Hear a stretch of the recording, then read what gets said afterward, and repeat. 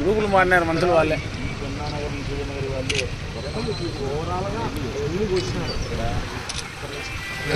రోడ్లో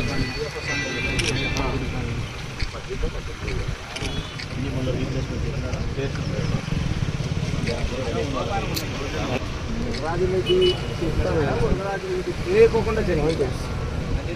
అవునా? తెలుగుదేశం పార్టీ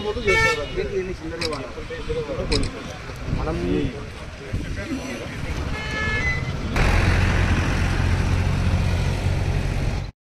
అధికారులకు ప్రజలకు విజ్ఞప్తి చేస్తూ ఉన్నా.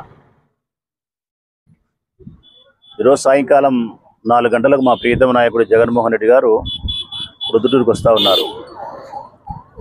క్యాడర్ను ఉద్దేశించి దిశ నిర్దేశం చేయబోతూ ఉన్నారు.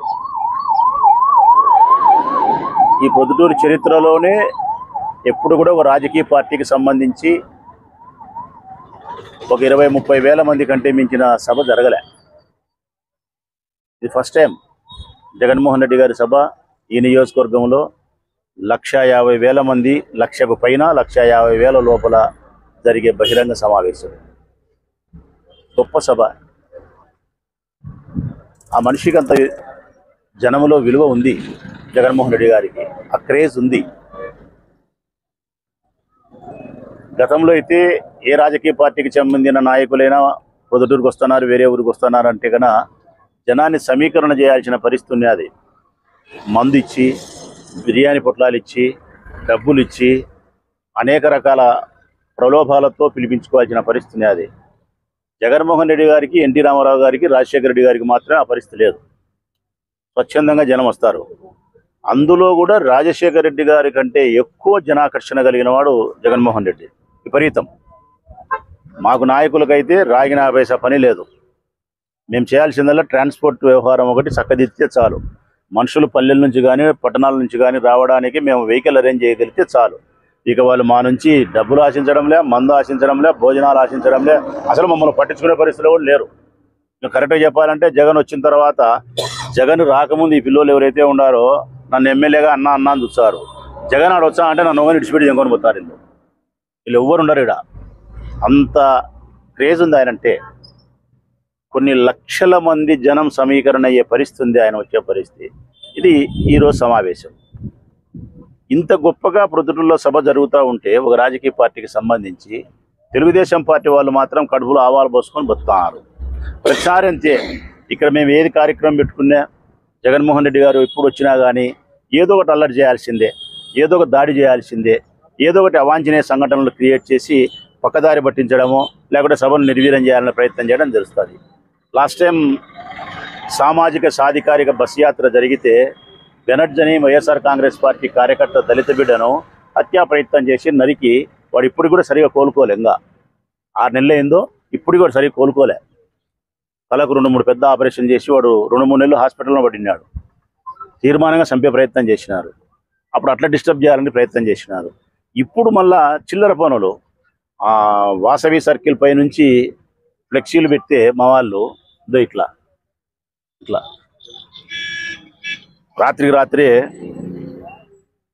ఇట్లాంటి 18 కోసినారంట. 18 ఫ్లెక్సీలు ఇట్లాంటి కోసినారు. ఇట్లా అన్నీ ఒకే యాంగిల్లోనే బ్లేడ్తో కట్ చేసినారు. అన్నీ ఒకే యాంగిలే బ్లేడ్తో కట్ చేసినారు ఆ వాసవి సర్కిల్ పై నుంచి. దీనివలన ఏం లాభం వస్తుంది వాళ్ళకు? ఇట్లా ఫ్లెక్సీలన్నీ చించుకుంటా పోతే ఒక గొడవ వాతావరణాన్ని క్రియేట్ చేయాలనే వైఎస్ఆర్ కాంగ్రెస్ పార్టీ కార్యకర్తల్లో యువకులలో ఒక కోపాన్ని తెప్పించి గొడవల వాతావరణం క్రియేట్ చేయాలనే సభను అంతరాయం పట్టించాలని. ఇవన్నీ వరదరాజిరెడ్డి గారికి తెలిసి జరిగినాయా తెలియక జరిగినాయా నాకు తెలియదు. కానీ చేసినది మాత్రం వరదరాజిరెడ్డి మనుషులే, పక్కా తెలుగుదేశం పార్టీ మనుషులే. ఇంకా తెలుగుదేశం పార్టీ మనుషులు కాకుండా ఇంకా సామాన్య ప్రజలకు ఏమన్నా ఫ్లెక్సీలు కోసే అవసరం ఉంటుందే? అది పోనీ మేము కోసుకునే దానికి మాకేమైనా అవసరం ఉంది? మా సభను మేము గబ్బు పట్టించుకునే దానికి మాకు అవసరం ఉందే? వాళ్ళు అట్లా కూడా మాట్లాడతారు. అబద్ధాలు చెప్పడంలో తెలుగుదేశం పార్టీని మించిన వాళ్ళే లేరు. మేము ఇంత డబ్బులు పెట్టి దీనికి 5,200 రూపాయలు గవర్నమెంట్ కట్టి మేము లెక్క 5,000 పెట్టి 10,000 రూపాయలు పెట్టి కట్టుకొని తీరా జగన్ వచ్చే ముందు ఇవి కోసుకొని ఎంత అట్లా గలీజ్గా చూసేదానికి అసహ్యకరంగా కనిపించే పరిస్థితుల్లో ఎట్లా పెట్టుకుంటాము? ప్రజలు ఎందుకు వస్తారు? కోసేది మాకు సరిపోని వాళ్ళు ఎవరు? తెలుగుదేశం పార్టీనే, వరదాడి మనుషులే. నేను వరదరాడికి తెలిసి చేయించినాడని చెప్పి చెప్పడంలే. తెలిసి చేయించినా తెలియక చేయించినా కానీ చేసినది మాత్రం నీ మనుషులే, వరదరాడి మనుషులే. అప్పుడు బెనర్జీ నరికినది తెలుగుదేశం పార్టీ మనుషులే. నువ్వు ప్రతిసారి ఇట్లా ఏదో ఒకటి చేస్తానన్నారు. నేను అధికారులకు విజ్ఞప్తి చేసేది, ప్రజలకు విజ్ఞప్తి చేసేది ఒకటే మాటే. ఇటువంటి అవాంఛనీయ సంఘటనలు ఎందుకు చేస్తున్నారు, దేనికి చేస్తున్నారు, వాళ్ళ మానసిక ప్రవృత్తి ఏందనేది ప్రజలను గమనించమని కోరుతా ఉన్నా. ఇటువంటి చర్యలు చేసే వాళ్ళను కట్టడి చేయాల్సిన బాధ్యత పోలీసులపై ఉంది. ఎన్నికల కమిషన్ కూడా దృష్టి సారించాల్సిన అవసరం ఉందని మాత్రం చెప్తా ఉన్నా. ఇది ఒకవైపు. ఇంకో 2 రోజుల క్రితం 3 రోజుల క్రితం నుంచి ఇంకొక కోణం జరుగుతూ ఉంది. బంకచెన్నాయపల్లి చిన్న గ్రామం, 325 ఓట్లు ఉన్నాయి. అక్కడ రాజేష్ అని మా పార్టీ కార్యకర్త నాయకుడు. ఆ పిల్లోనికి ఫోన్ చేసి, రాఘవరెడ్డి నువ్వు ఏజెంట్గా కూర్చోకూడదని బెదిరిస్తాడు. నువ్వు ఏజెంట్గా కూర్చోకూడదు అంటే కూర్చుంటా అన్న, మా పార్టీ అధికారం లేకొచ్చు, అది వచ్చిన తర్వాత నీ కథ చూస్తాంరా కొడక. నక్కల్దిన సుబ్బారెడ్డి మీద ఒత్తిడి చేస్తారు.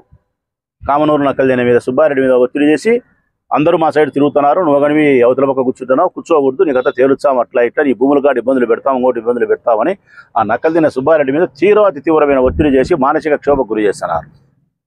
కామనూరు గ్రామంలో మా పార్టీని ప్రేమించే వాళ్ళు దళితులు ఉన్నారు, ముస్లిమ్స్ ఉన్నారు, రెడ్డి గారు ఉన్నారు. ఇప్పటికి స్వాతంత్రం వచ్చినప్పటి నుంచి ఆ ఊర్లో ఓటింగ్ జరగాలే. దేశమందరికీ స్వాతంత్రం వచ్చింది, ప్రొద్దుటూరు అందరికీ స్వాతంత్రం వచ్చింది, కామనూరు ప్రజలకు మాత్రం స్వాతంత్రం రాలే. అడంగా బానిస బతుకులు బతుకుతున్నారు పాపం వాళ్ళు. వరదరాజరెడ్డి గారు పుణ్యం అని ఎప్పుడు మీరే రిగ్గింగ్ చేసుకుంటున్నారు. ఏ రోజన్నా ప్రజల చేత ఓటు ఇచ్చినారా? దానికి సమాధానం చెప్పమంటే కల్లిబొల్లి మాటలని చెప్తారు. ప్రజలకు మేమంటే అభిమానం అంటాం. ప్రజలకు అభిమానం అయితే ఓటు వేస్తే నీకు రావాలా? ఓటు నువ్వు వేసుకోకూడదు. ప్రజలకు నీ మీద అభిమానం ఉందని చెప్పి ప్రజల ఓటు నువ్వు వేసుకుంటావా? ప్రజల భూమ నువ్వు తింటావా? ప్రజల పని నువ్వు చేస్తావా? ఎవరి పని వాళ్ళు చేయాలి కదా. మళ్ళీ 14 లేచిన నుంచి చిలక పలుకులు మాట్లాడతాడు. ప్రజాస్వామ్యం. మిలిటరీ వాళ్ళు ఆడ సోల్జర్స్ ఉన్నారు, హిమాలయ పర్వతాల కాయలు కచ్చన్నారు, వాళ్ళ పుణ్యాన్ని మనం బతుకుతామని పెద్ద మాటలు చెప్తావు. నీ ఊర్లో ప్రజాస్వామ్యం చచ్చిపోయింది. నీ ఊర్లో ఓటకు వినియోగించుకోలేని పరిస్థితుల్లో పెట్టినావు. చేతనైతే రేపు పొద్దున ఎలక్షన్లకు ప్రజాస్వామ్యబద్ధంగా ఎన్నికలు జరుపు. మరి ధైర్యం ఉంటే నీకు ఎక్కువ వచ్చాయి, వైఎస్ఆర్ కాంగ్రెస్ పార్టీకి ఎక్కువ వచ్చాయి చూస్తాము. బంకచెన్నాయపల్లిలో బెదిరించివి నీ తమ్ముడు రాఘవరెడ్డి, నీ కొడుకు కొండారెడ్డి ఏమో కామనూరు నక్కల్దినలో బెదిరించారు. కామనూరులో మీరు బెదిరిస్తున్నారు. రేణుకాని మా పాపను భద్రం రేపొద్దున ఏజెంట్ కూర్చుంటే నీ మూడు నీ కథ రాండి, మనం మాట్లాడుకున్నాం, మనం ఒకటి రాండి మాట్లాడుకునేదాన్ని మీరు రాకపోతే మీ కథ తేలుచాం అని నయము భయము స్వయము అన్ని పెట్టి ప్రలోభాలు. ఒక చోట 500 ఓట్లు, ఒక చోట 300 ఓట్లు, 500 ఓట్లు ఉంటే చిన్న ఓట్లకు కూడా బెదిరించుకొని రిగ్గింగులు చేసుకోవాలని ప్రయత్నం చేసే పరిస్థితిలోకి మీరు వచ్చినారు. మీరు ఈ ప్రొద్దుటూరు నియోజకవర్గంలో వరదరాజిరెడ్డి ఫ్యామిలీ రాజకీయాలు ఉన్నంతసేపు హింస పెరిగేదానికి ఆస్కారం ఉంది, ప్రజాస్వామ్యం చచ్చిపోయేదానికి ఆస్కారం ఉంది. కవ్వింపు చర్యలు చేయడం కానీ, దాడులు చేయడం కానీ, రిగ్గింగులు చేసుకోవడం కానీ, ఎన్నిక కావడానికి ఎన్ని అక్రమమైన మార్గాలు ఉన్నాయో అన్ని అక్రమమైన మార్గాలు అవలంబించే మనస్తత్వం కలిగిన వాడు వరదరాజిరెడ్డి. ఇది స్పష్టంగా నేను అధికారులకు చెప్తానా, ప్రజలకు చెప్తానా, ఈ వ్యత్యాసాన్ని గమనించమని ప్రజలకు చెప్తా ఉన్నా. నేను నోటితో సమాధానం చెప్తారు అబద్ధాల వల్ల, రిగ్గింగులతో సమాధానం చేస్తారు మోసాల వల్ల. మేము మిమ్మల్ని అడిగేది ఒకటే, వీళ్ళ నోటితో చేసేదానికి కానీ, వీళ్ళ చేతితో చేసే దౌర్జన్యానికి కానీ అన్నిటికీ సమాధానం మీరు ఓటుతో సమాధానం చెప్పమని ప్రజలు నేను విజ్ఞప్తి చేస్తూ, నేను సాధ్యమైనంత వరకు 101% ఓర్పునే పట్టగలుగుతా, ప్రజాస్వామ్యబద్ధంగానే ప్రయాణం చేయగలుగుతా, జరిగే ప్రతి పరిణామాన్ని మీకు చెప్పగలుగుతా. మీ ద్వారా ఓటు ద్వారానే వారిని సమాధి కట్టే ప్రయత్నం చేస్తా.